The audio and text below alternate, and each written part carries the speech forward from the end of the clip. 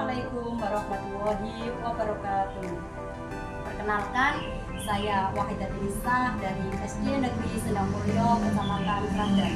Saya dari CGP Angkatan 8 Kabupaten Riau.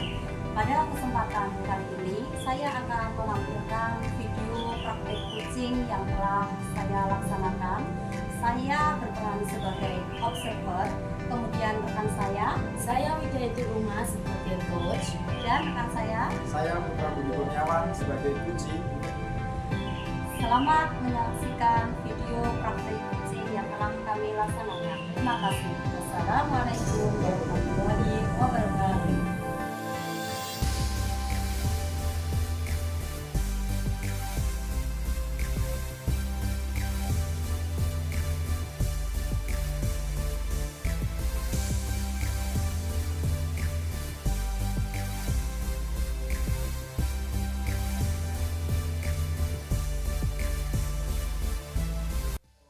Selamat siang, Buma. Selamat siang Bu Nisa.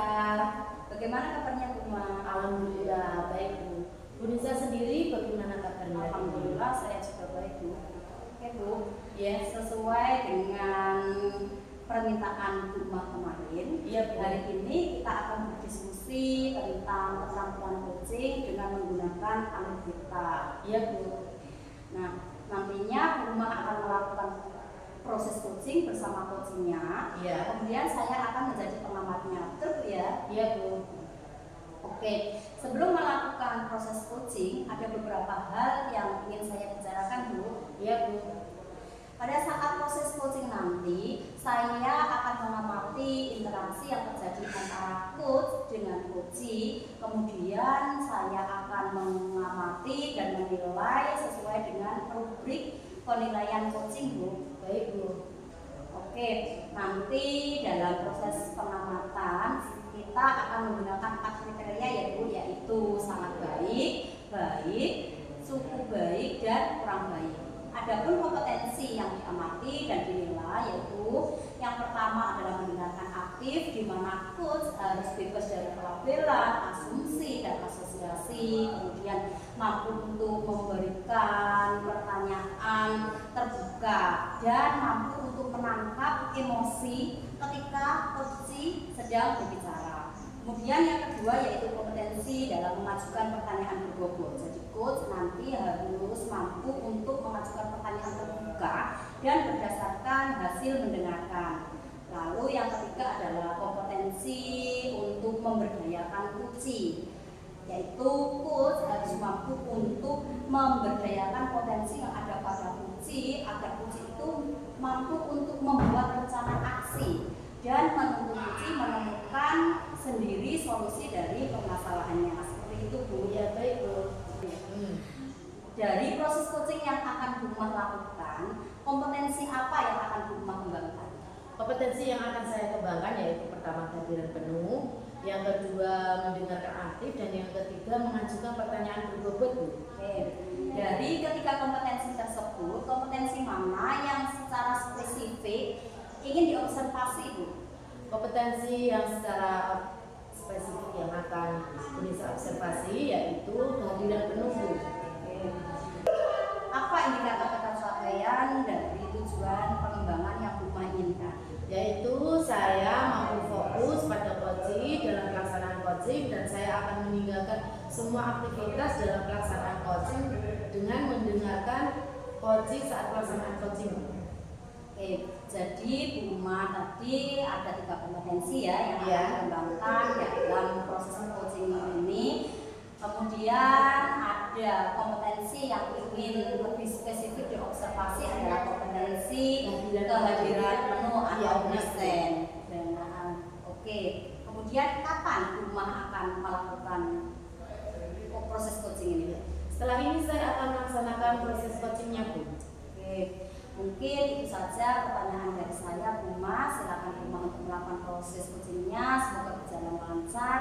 Dan nanti setelah proses coaching selesai, kita akan berbincang-bincang lagi ya, Bu. Ya baik Bu, terima kasih Bu Nisa.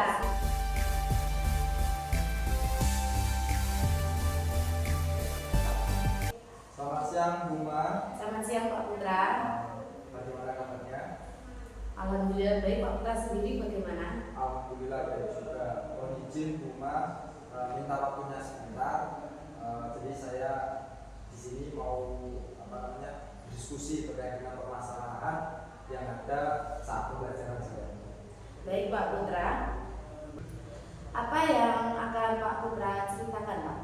Jadi dalam pembelajaran saya selalu guru murid saya itu kurang aktif, terutama pada materi sepak bola. Jadi pada materi sepak bola itu saat pembelajaran anak kurang antusias, jadi kurang aktif dalam pembelajaran, sehingga hal tersebut menyebabkan keterampilan praktek anak cenderung kurang, terutama di anak-anak perempuan. Iya Pak Putra. Lalu apa yang Pak Putra harapkan dari pembicaraan kita ini Pak? Harapan saya dari hasil diskusi ini dapat menemukan solusi atas permasalahan saya tadi. Hal apa saja Pak yang biasanya membuat murid Pak Putra itu kurang antusias dalam pembelajaran atau motivasi belajarnya itu kurang? Kalau pengalaman saya tahu ya, biasanya anak-anak cenderung kurang aktif ketika dalam pembelajaran tidak diberikan permainan-permainan modifikasi atau permainan awal pembelajaran. Jadi saat awal pembelajaran itu biasanya kan kalau yang di materi-materi sebelumnya itu diberikan pemanasan, kemudian permainan modifikasi, baru materi inti. Nah, pada waktu pembelajaran sepak bola kemarin, saya setelah pemanasan kemudian langsung ke materi inti. Ke materi intinya adalah sepak bola itu. Setelah itu langsung pendisiplinan dan Lalu kemudian apa yang membuat murid Pak Putra itu antusias dalam pembelajaran EJOK tentang materi sepak bola Pak? Jadi kalau pengalaman saya, anak-anak bisa antusias kemudian aktif itu ketika diberikan permainan modifikasi dan menggunakan media pembelajaran yang jelas seperti video. Jadi di awal pembelajaran diberikan pengetahuan awalnya untuk anak-anak itu melalui video pembelajaran. Kemudian ada permainan modifikasi dan ada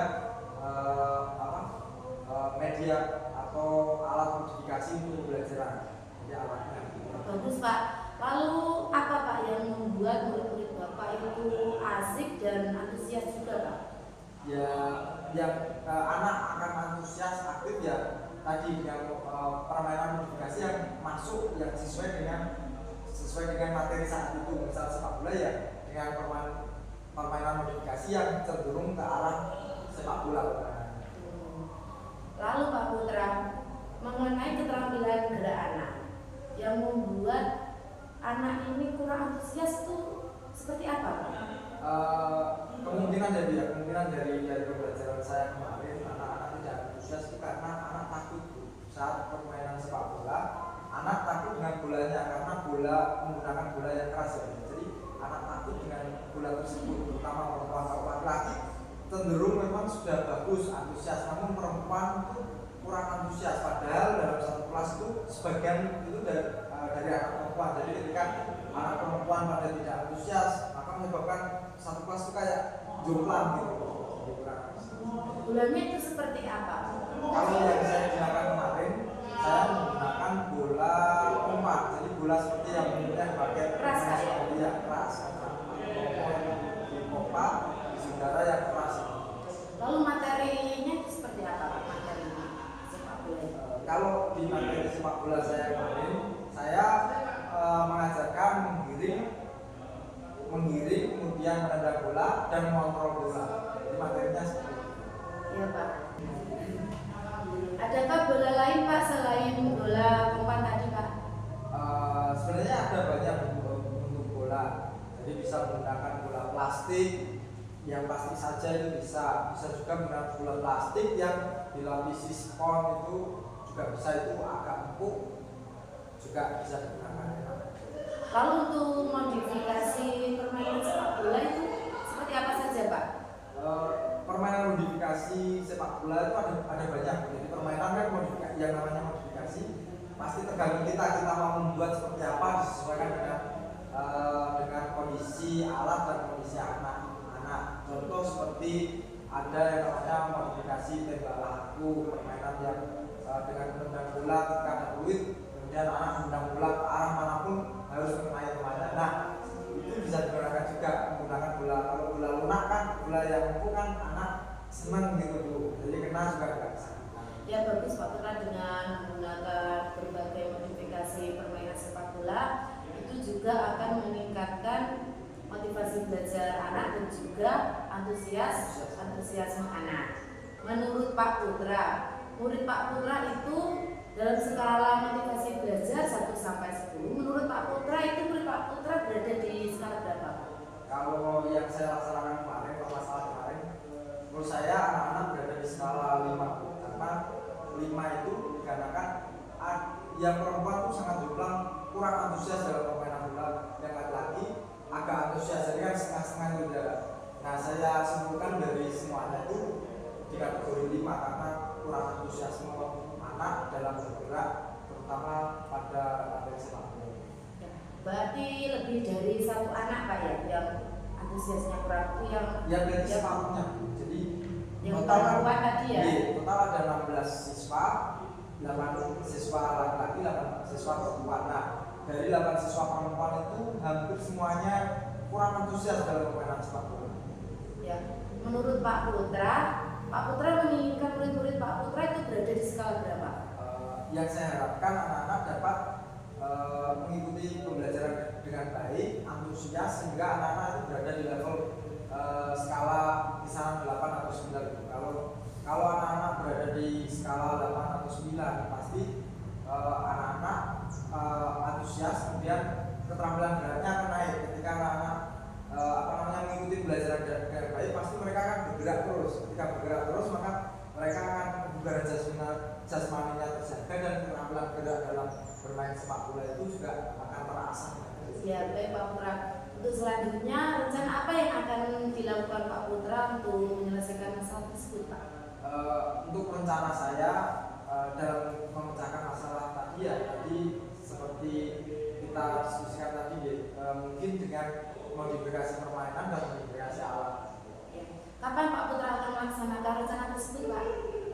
Rencana saya akan saya laksanakan besok minggu depan Bu, karena pembelajaran sepak bola ini kan ada 3 pertemuan. Jadi yang 1 pertemuan sudah saya laksanakan kemarin, yang menurut saya kurang optimal. Nah, dengan hasil diskusi ini, rencana saya di pertemuan selanjutnya akan melaksanakan pembelajaran PJOK materi sepak bola menggunakan modifikasi permainan dan alat tadi. Baik, dalam pembicaraan kita ini, apa komitmen Pak Putra dalam melaksanakan rencana tersebut, Pak? Komitmen saya dalam melaksanakan perencanaan tadi, saya komitmen untuk mempersiapkan segala sesuatunya dengan baik, mulai dari merencanakan AKP-nya, kemudian menyiapkan sarana prasarana yang dibutuhkan, media pembelajaran yang digunakan, dan menyiapkan modifikasi permainan yang akan digunakan dengan baik sehingga ketika pelaksanaan nanti dapat berjalan dengan baik. Untuk mengetahui hasil dari rencana Pak Putra, kapan kira-kira saya akan dapat mengetahuinya, Pak? Insya Allah nanti setelah pertemuan, setelah pembelajaran minggu depan, kemungkinan 3 atau 4 hari setelah pembelajaran tersebut, saya akan menghubungi dengan untuk mendiskusikan kembali hasil dari analisis saya saat pembelajaran di minggu tersebut. Jadi proses pelaksanaan dari solusi-solusi tadi yang sudah saya rencanakan akan saya analisis kekurangan dan kelebihannya dan kemudian saya diskusikan dengan tim. Baik Pak Putra, saya tunggu kabar selanjutnya dari Pak Putra. Semoga rencananya berjalan lancar dengan baik. Terima kasih Pak Putra. Terima kasih, saya terima kasih Bu atas waktunya. Iya Pak.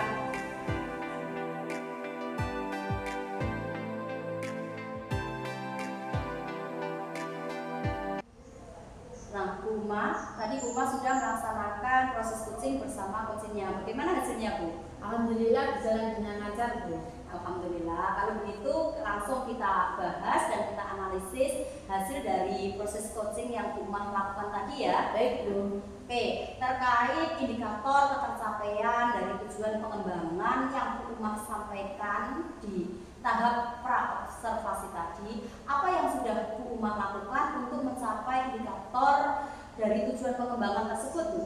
Ya Bu, saya sudah mampu melaksanakan kehadiran penuh dengan fokus kepada coaching saat berbicara dan meninggalkan semua aktivitas dalam pelaksanaan coaching Bu.